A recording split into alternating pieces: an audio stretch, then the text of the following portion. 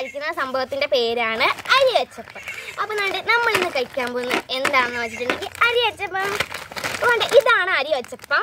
അപ്പോൾ ഞാൻ ഇത് വീഡിയോയിൽ കാണിച്ചിട്ട് ഒരുപാട് നാളെ ഇപ്പോൾ വിചാരിച്ച് ഇതൊന്ന് പിടിക്കാണ്. അപ്പോൾ എന്തായാലും നമുക്കിതൊന്ന് കഴിക്കാം.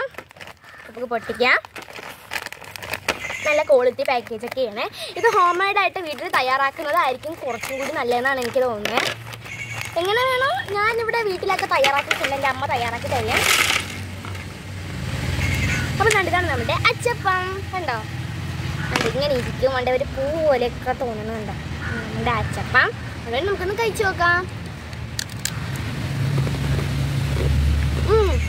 നല്ല ടേസ്റ്റ് ഉണ്ട്. അത്യാവശ്യം നല്ല മധുരമൊക്കെ ഉണ്ട്. ഇതിൻ്റെ ടേസ്റ്റ് എന്താണെന്ന് വെച്ചിട്ടുണ്ടെങ്കിൽ ഈ എണ്ണയുടെ ടേസ്റ്റാണ്. അതുപോലെ കൊള്ളാൻ എനിക്ക് ഇഷ്ടമായി.